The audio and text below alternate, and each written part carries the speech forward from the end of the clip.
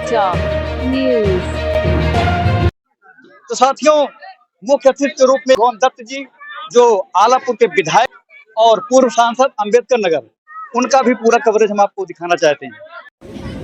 समाजवाद के पुरोधा डॉक्टर राम मनोहर लोहिया जी एवं सामाजिक परिवर्तन के महानायक, करोड़ों करोड़ों दलितों, शोषितों, मजलूमों के मसीहा माननीय कांशीराम साहब जी को नमन करते हुए मैं अपनी बात शुरू करने से पहले आप सभी लोगों को बधाई देना चाहता हूं कि जिस माता साहब आजीवन कष्ट सह करके हमको, आपको और नारी जगत को शिक्षा देने का अधिकार दिलाया, ऐसे महामहिम को जो आप लोग याद करने का काम कर रहे हैं, उसके लिए मैं आप सभी लोगों का हृदय से स्वागत, वंदन और अभिनंदन करता हूं। मेरे साथियों, अभी आपके बीच में हमारे तमाम वक्ता साथियों ने अपने विचारों को रखा है। मैं आपके बीच में कोई बहुत लंबी चौड़ी बात नहीं रखूंगा, क्योंकि मौसम बहुत खराब हो गया है, बरसात भी हो रही है। लेकिन निश्चित तौर से जब सावित्रीबाई फुले जी का नाम आता है तो हमें इतिहास के पन्नों में जाना बहुत जरूरी होता है।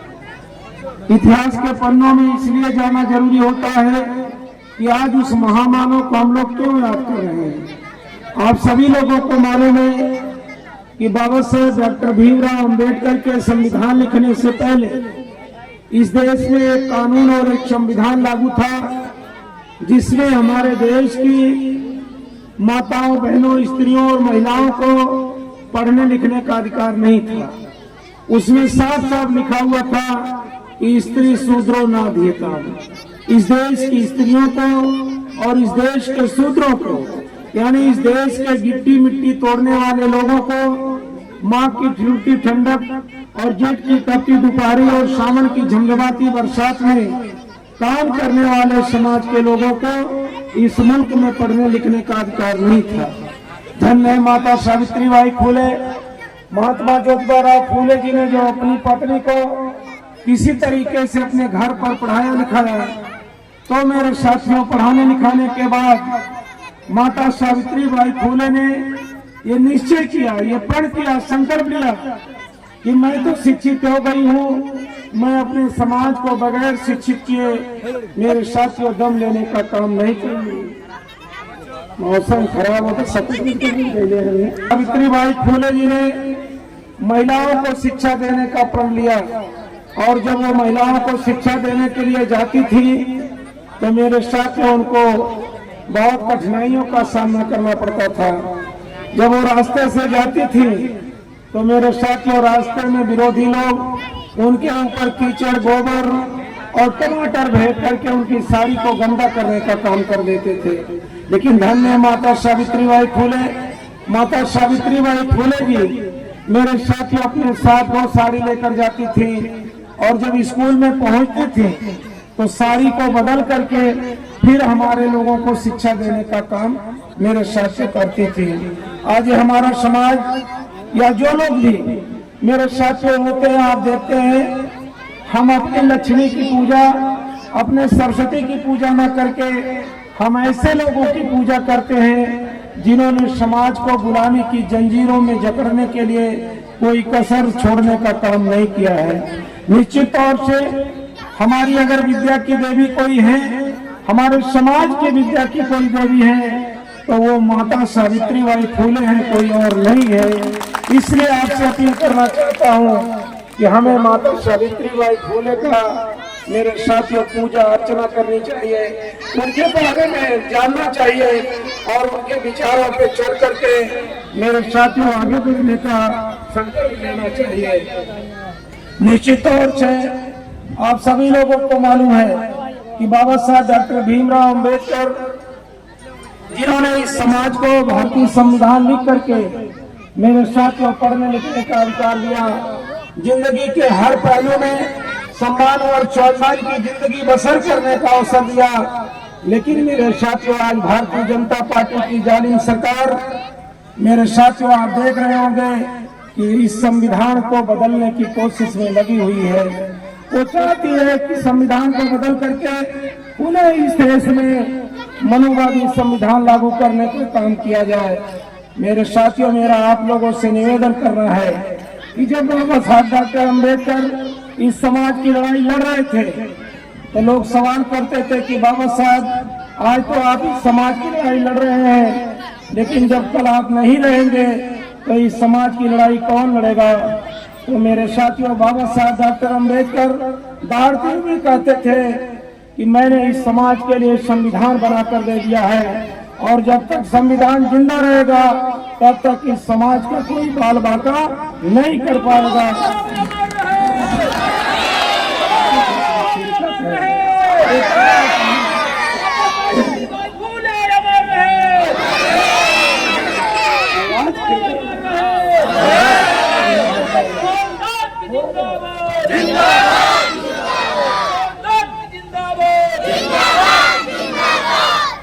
निश्चित तौर से साथियों, आज आप लोग देख रहे होंगे कि भारतीय जनता पार्टी हमारे लिए जो सब कुछ है, मेरे साथियों, संविधान है।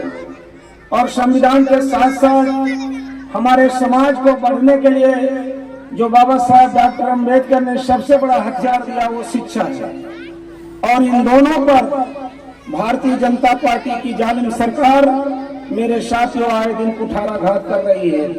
हमारे समाज के लोगों को आगे बढ़ने के लिए परम पूज्य बाबा साहब डॉक्टर भीमराव अम्बेडकर जी ने आरक्षण की व्यवस्था करके हमको आपको master, doctor, DM, SP, collector बनने का अधिकार दिया।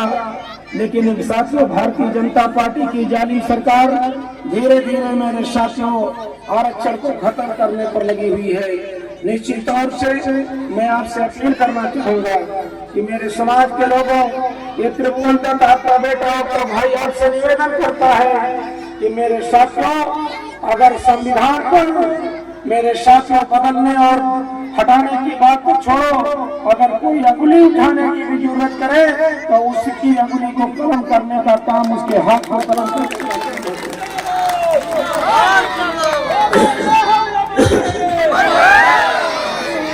क्योंकि मेरे साथियों, आप सभी लोगों को मालूम है जब इस देश की आजादी की लड़ाई लड़ी जा रही थी तो मेरे साथियों इस देश को आजादी दिलाने के लिए केवल एक जाति, एक वर्ग, एक धर्म नहीं, बल्कि हर समाज के लोगों ने, चाहे वो ब्राह्मण हो, क्षत्रिय हो, बनिया हो, मुसलमान हो, यादव, कुर्मी, कहां, लोहार, धर्म, साथ, हर समाज के लोगों ने कुर्बानी देने का काम किया। लेकिन भारतीय जनता पार्टी की सरकार मेरे साथ आज मानव में भेद पैदा कर रही है।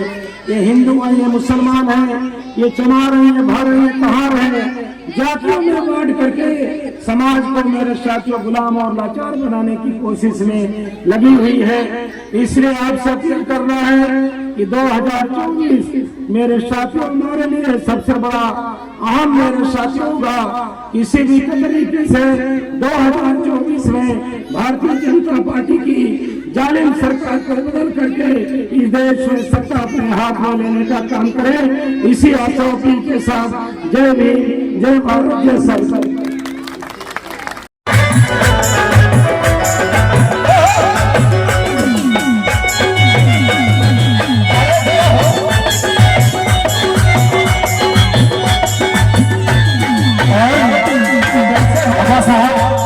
पहली बार जब पढ़ने गए तो उनके साथ क्या हुआ? क्या 5 बरिस के जब भैले उमरिया, भैले उमरिया हो, भैले उमरिया, 5 बरस जब भैले उमरिया, भैले उमरिया हो, भैले उमरिया, गए स्कूल बाबा बैठे बहरिया, बैठे बहरिया जी, बैठे बहरिया, बैठे बहरिया जी, बैठे बहरिया।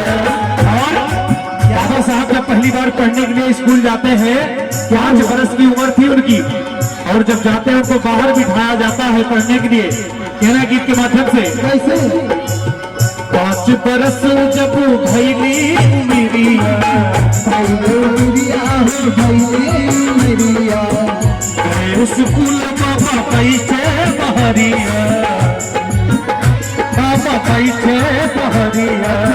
और क्या इसके फूट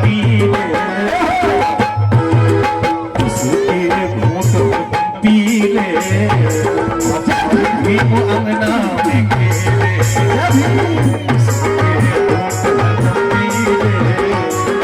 और भीम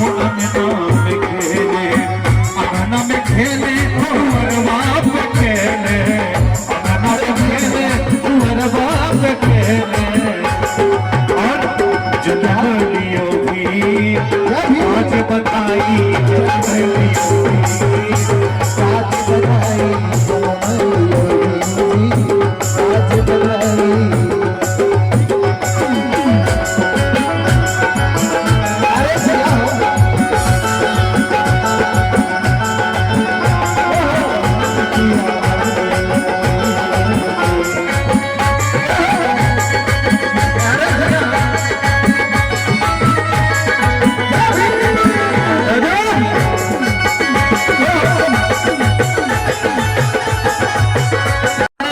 ऐसी मूलभूत आवश्यकताएं हैं। समय बहुत ज्यादा ले रहे हैं लोग जो है। एक फ्रांस का उदाहरण आप लोगों के सामने रखकर अपनी बात समाप्त करना चाहता हूँ। वो कार्ल मार्क्स के वर्ग संघर्ष से है। मित्रों, 1848 में नेपोलियन ने फ्रांस में ऐसी परिस्थितियां कायम कर दी कि 40 लाख लोग नंगे रोड पर आ गए, जिसमें गुंडे, अपराधी, तवायफ और जो है इस किस्म के लोग थे। और 50 लाख लोग अपनी जिंदगी की सराहत पर जी रहे थे। अपने बीवी बच्चों को लेकर अपने चीथड़ों में लिपटे हुए शहर से देहात और देहात से शहर की तरफ भाग रहे थे रोजगार की तलाश में। और जमींदार तबके के लोग, जिनकी कृषि भूदासों, खच्चरों तथा डेली के मजदूरों से होती थी, इस तरह के लोग जो है नेपोलियन के शासन और टैक्स प्रणाली से उब चुके थे। आज भारत में वही परिस्थितियां हैं कि खेती आप जैसे माने कितनी जल्दी छोड़ दो, जिससे जो है ये सरकार अडानी और अंबानी को दे दे। उसके लिए काला कानून लेकर आई और जो है वहाँ जो है 90 लाख लोगों ने मिलकर संघर्ष किया। और उस संघर्ष का एक परिणाम निकला कि एक सस्ती सरकार वहाँ बनी और उस सस्ती सरकार ने टैक्स वापस लिया। भूदासों के नाम जमीनें अलॉट की गई और वहाँ तो लोगों ने जो है मेहनत किया, लोग खुशहाल हो गए। लेकिन अगर भारत पे आप निगाह डालिए तो यहाँ तो लोग 10 बिस्वा, 5 बिस्वा, 1 बीघा, 2 बीघा के किसान है। यहाँ इनके पास उत्पादन के साधन ही नहीं है। अगर भविष्य में इनके लिए उत्पादन के साधनों का निर्माण नहीं किया गया तो निश्चित तौर पर इनको मरने से दुनिया की कोई ताकत नहीं रोक सकती है। हमने और इन्हीं शब्दों के साथ पुनः अपने महापुरुषों को जो है उनके चरणों में श्रद्धा सुमन अर्पित करते हुए अपनी वाणी पर विराम देना चाहता हूँ। जय ज्योतिराव फुले, जय भारत, जय संविधान। बहुत बहुत धन्यवाद बाबूजी।